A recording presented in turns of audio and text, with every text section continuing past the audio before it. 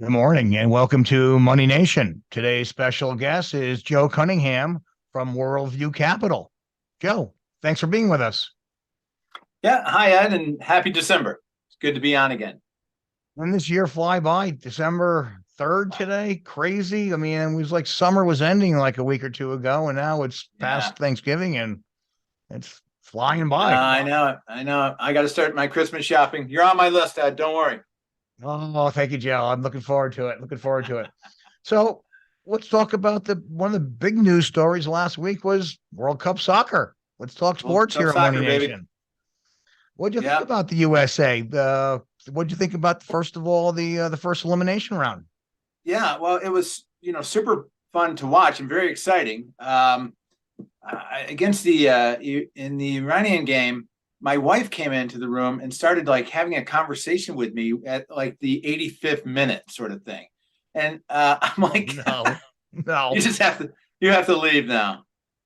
yeah, So that wasn't so that was fun. That was good fun, and it was good sportsmanship, and I think it reignites Americans' interest in soccer and in the global sports arena, and that's a good thing. We're Worldview Capital. We have that passion anyway, so we're always looking for not just the economic angle, but the global cultural reach of all people in all places, and nothing does it better than soccer. So it was very disappointing on Saturday when we crashed out.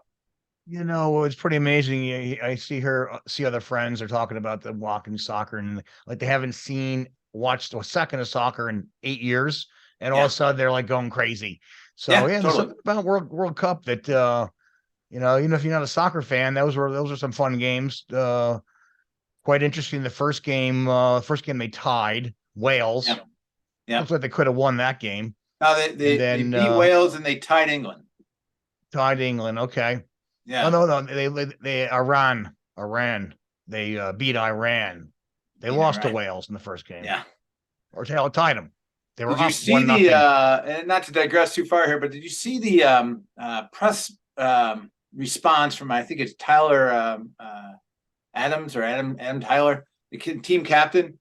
It's that Iranian journalist got up in his grill about pronouncing the country's name, and the race relations in the United States.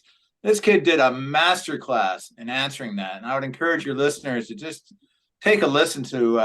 You can find it on YouTube or wherever you get these things. Just beautiful recitation, beautiful answer to the guy, and just completely disarmed him. What was an otherwise very aggressive round of questioning.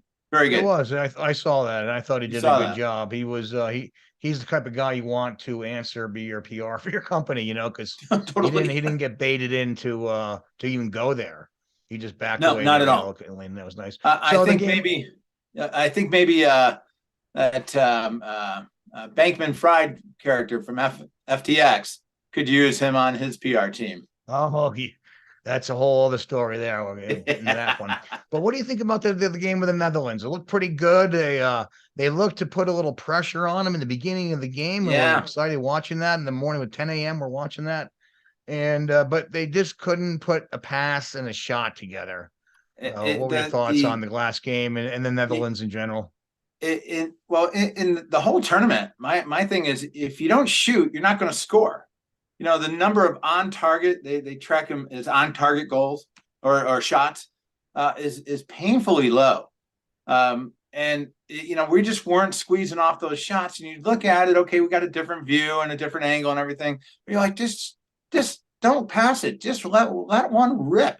Maybe the goalie fumbles it, or maybe you get a rebound and it kicks out and you get another shot. But there's always trying to get these extra passes, and they It weren't was hitting it them. was it was clear the Netherlands when they did get down there, they got open, they put a great pass on the open man and Yeah, he just put it in the goal. And yeah. they did that several times. So it seemed like they Almost were looked much like, better finishers yeah, and probably a better team overall. So but it no, was no fun to doubt. watch. Men enough amongst Well, boys. what's going on in the international stock market? Your Worldview Capital. We got Yeah, stuff going on well, with China and yeah. Iran. Let's talk So about yeah, China first. so a couple of interesting things over the weekend, which was China is rolling back its zero COVID policies. they're allowing the district party representatives to make decisions on lockdowns or to decentralize the control from Beijing. And then in Iran, they did away with their morality police. So what, to me, those may seem like separate issues, but to me, really, what they're suggesting is that the protests worked. And so we haven't seen protests really work in a totalitarian state like Iran or in a communist state like China for a long, long time. And I think that could be, now it'll be interesting to see where it goes from here. But the Chinese are legitimately disappointed in their in the stewardship of the Communist Party and the economy and on COVID and some other things. And Iranians have been disenfranchised and disillusioned with their leadership forever, right? For 30 years. The getting rid of the Iranian morality police is a good step. But I'll tell you one thing: you're watching China.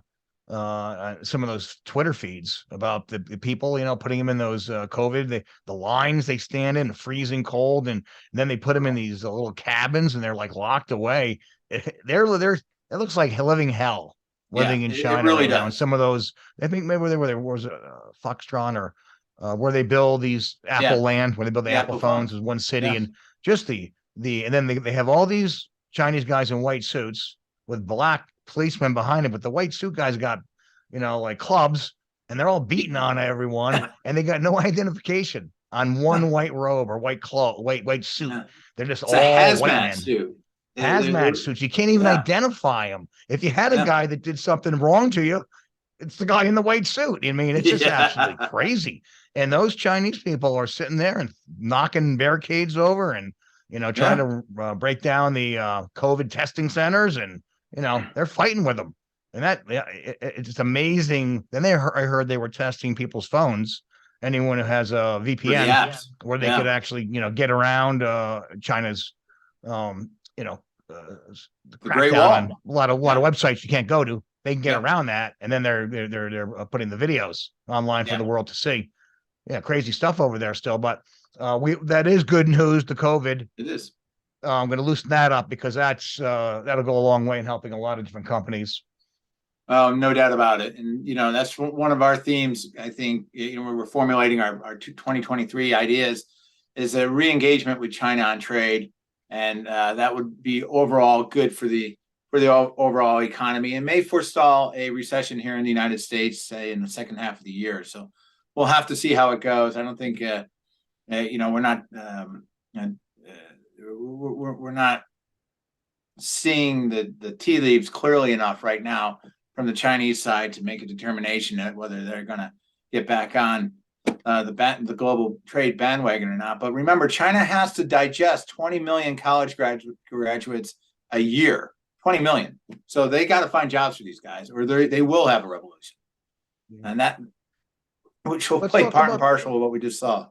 Let's talk about the numbers today. The S&P, what are we, just below 4,000?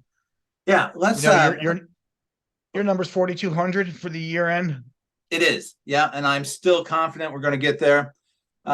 Friday was an interesting day, and let's just talk about that for a minute, because Friday represented almost perfectly what I call the Phillips curve knee-jerk reaction. Okay, so what's the Phillips curve, right? Economics 101. Phillips curve is an inverse relationship between employment and interest rates. So you had a positive jobs number come out on Friday, right? And the market was trading at, what was it? 40, right? So big number comes out, and all of a sudden, growth, bad. And the market sells off, goes down to 40.26. Then, people are thinking about it a little bit, going, no, actually growth is good. And it closes at 40.71. So that is, and when I was a bond trader on Wall Street in the 80s, that was a classic, what I would call a Phillips curve knee-jerk reaction to a positive number, meaning that a positive number is ultimately good, but what it means in the context of the Phillips curve is that interest rates will likely go up, and they may, but ultimately growth will trump interest rates every time. If the economy stops growing, we're going to have bigger problems than if interest rates are too high. So, Now, Just Tom Lee came on today, and I always remember Tom Lee. You know, I just like the way I just like him. I don't know. He's on CNBC, and I sure. remember when the market's getting throttled, and we're at 3,500, and everyone's saying it's going to 3,000. You know, Right. and he's going, no, it's going to go to like 4,400 or 4,600. People going like, dude, that's like 50% higher than the other people that are talking. You know, but so I always remembered him saying that, and as you know, he came on again today, and they were at 4,000, getting close to your number of 42, and he reiterated 4,400 to 4,500, and there's only like 25 days to go. So I like a he's an man with interesting guy, and conviction. it was interesting when he was giving his reasons why, whatever, several months, 3 months ago, 4 months ago. People were just going, "You're crazy," and what's happening? He's been kind of right. So we'll see Joe or Tom Lee, how you guys do in the last 3 or 4 weeks. Yeah. Let's talk Well, about the supply side inflation. First of all, I want you to give a little definition for our listeners. Supply yeah. side inflation.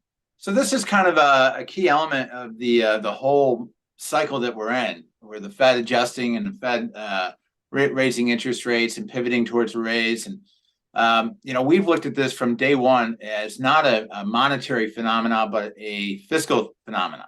So what's that mean? It means that you have the Fed right now trying really to destroy demand, right? By raising interest rates, they're attempting to tamper down economic growth and ultimately the spending power of whomever, the consumer, the industrial sector, wherever they want to point to.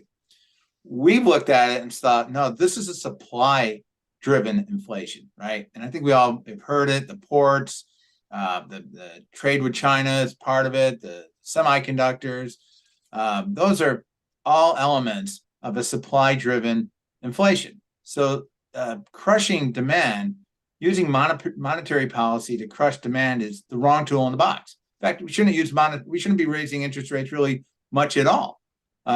You're ultimately not going to encourage the manufacturing sector to make additional capital investments to increase their ability to supply goods by raising interest rates, right?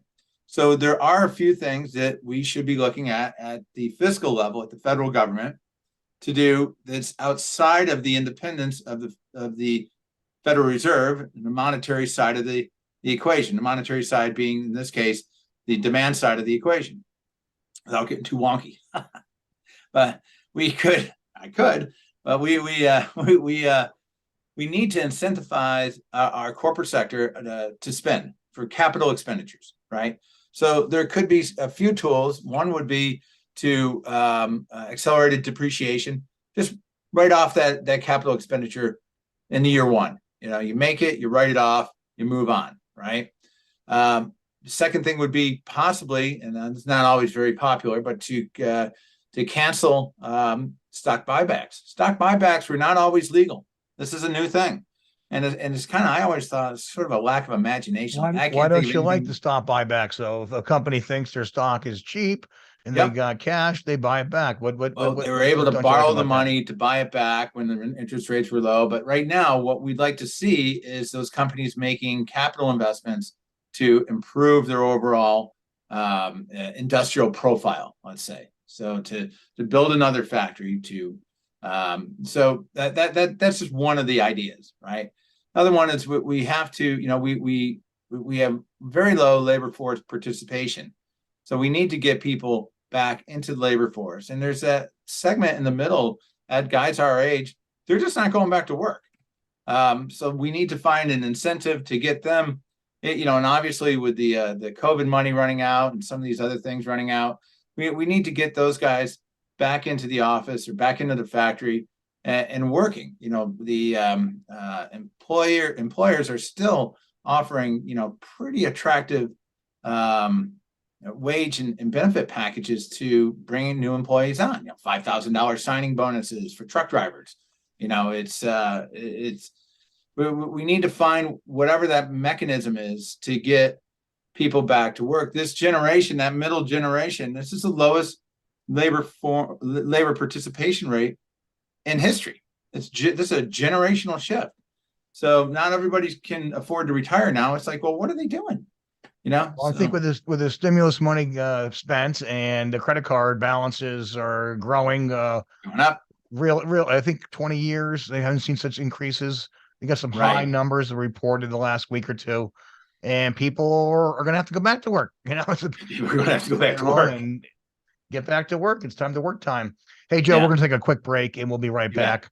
Remember, listeners, any questions at all, and you can always feel free to give me a call at 518-255-8854 for any questions you may have. We'll be right back with Money Nation. All opinions expressed by Ed Gardner and or his guests on the Money Nation show are solely Ed Gardner's and or his guests' opinions and do not reflect the opinions of Cutter & Company or any of their affiliates. You should not treat any opinion expressed by Ed Gardner and or guests as a specific inducement to make a particular investment or follow a particular strategy, but only in as an expression of their opinion. Ed Gardner's and his guests' opinions are based on information he considers reliable, but neither Cutter & Company nor affiliates and or subsidies warrant its completeness or accuracy, and it should not be relied upon as such. Always talk to your financial advisor before making such decisions. Welcome back to Money Nation. Joe, B-21 bomber. What's going on with that? I saw that in the news. Yeah, cool, huh? So they gave it a sort of a veiled unveiling. Okay. You couldn't get too close to it. You could sort of see it. It's supposed to be next generation. But here's I was explaining this to my wife recently. America is preparing for war. Okay, make no mistake. And nuclear war is the ultimate prep game that we do. You know, remember when we grew up, duck and cover, they had the fallout shelters and things like that. You're going to start to see the government quietly bringing some of those elements back. All right, the Putin isn't just threatening to use nuclear weapons. He can backwards rationalize using them in his own calculus. He can. So we have to take him for what he says at his word, right? And we need to be careful here. So what was interesting to me when they revealed the B-21 was that they talked about the triad nuclear deterrent. Now, triad nuclear deterrent is land, North Dakota missiles, ballistic missiles in North Dakota, sea, right, the submarines, and air. So all of a sudden, we are updating the whole safety net. And you don't just do that if you don't see something in the horizon that's going to be an impetus to spend that money and to allocate those resources. Bears keeping an eye on, but I promise you will start to feel that we're heading towards a more defensive Cold War type attitude going forward. But pretty cool bomber. They're $750 million each. I'll take none. It's really a laboratory, the Ukraine and Russia, what's going on for all kinds of warfare that's going on, especially like drone warfare, which is the newest, form of warfare that's being utilized, and you see it on both sides.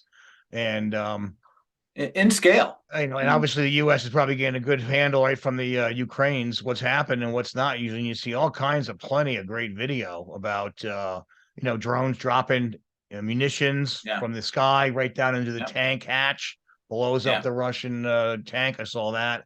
And then there's you got the suicide drones by Russia that are, I guess those are Iranian, and they don't even shoot something or drop a charge. They just crash into it and it explodes.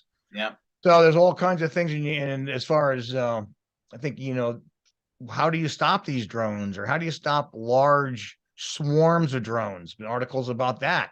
We want to be able to send swarms of drones, and how do you defend against those swarms? And there's all kinds of ways they do it now. They're all kind of not good ways, but what were you going to say? Nothing is a better catalyst for innovation than war, right? So we will start to see new technologies develop, and we will start to see, and they will become mainstream, some of these technologies that we had not really had an opportunity before, whether it's the short pulse lasers, or it's some type of jamming device, or better improved radar or recognition. However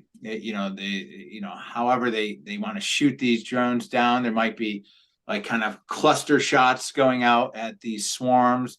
It will be interesting, but it's coming. There's microwave frequency that actually will enable the drone temporarily, or But once the microwave gets turned off, they turn back on again. Right. I think the short pulse laser, they zap the sensor in the drone, and they can possibly shoot hundreds down. Where the older lasers or older munitions, it's hard to shoot down a group or a swarm. I think that's not only do they want to be able to have swarm drones on their side, but they want to be able to defend against it.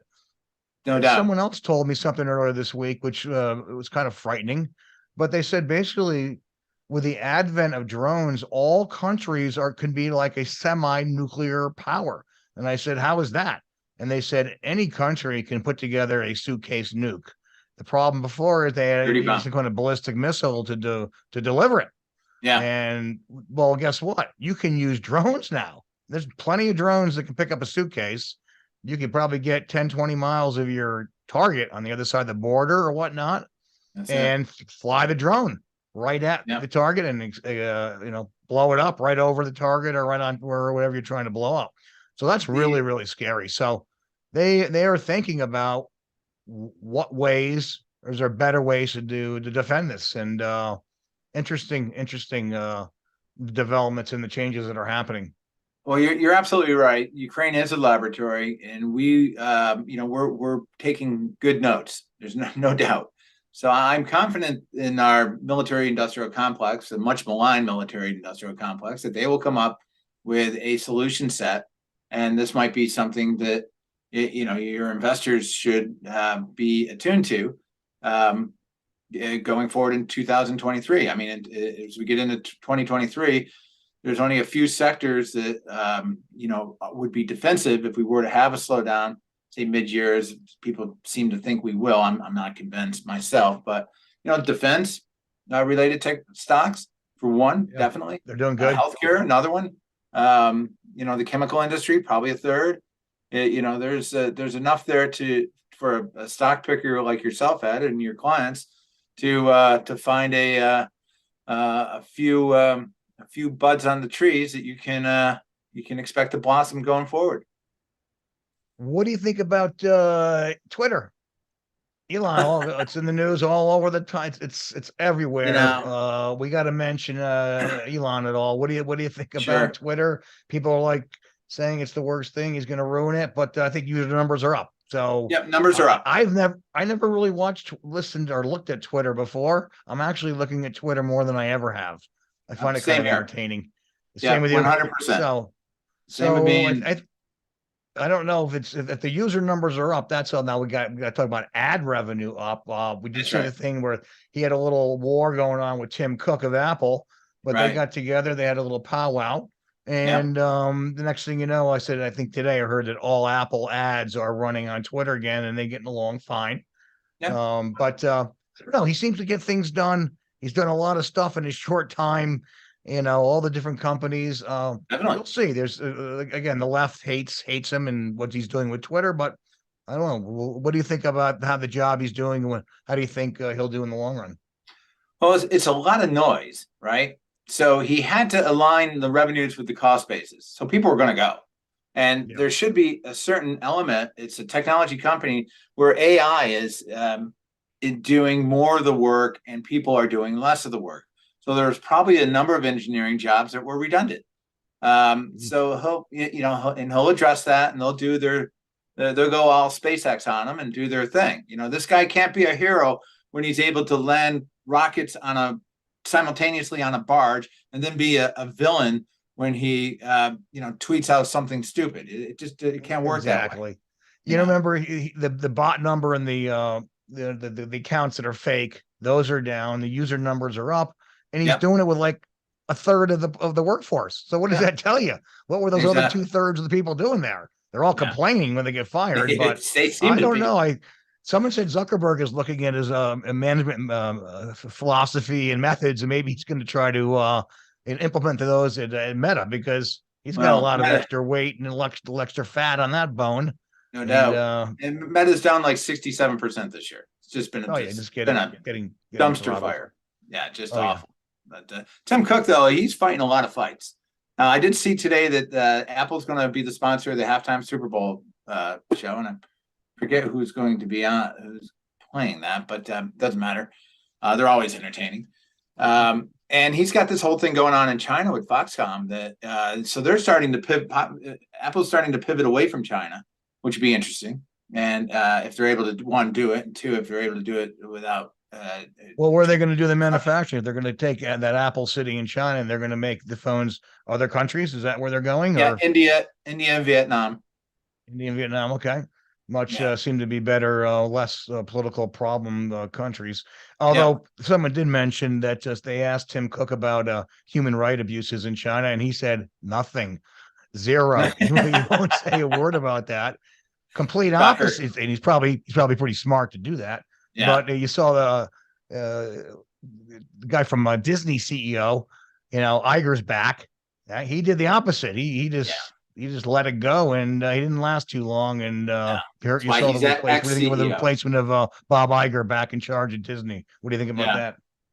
Well, I think it's ultimately good for the Disney shareholders for sure, because the company had just it seemed to have lost its way. It's a storyteller, and it kind of tried to sanitize the stories they were telling, and they weren't interesting. They weren't good stories then.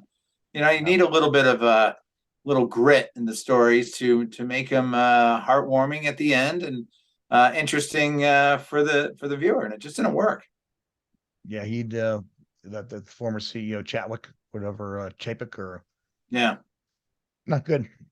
Joe, nice talking to you. Have a great week. Thank you, Ed. Always a pleasure. Any farewell comments?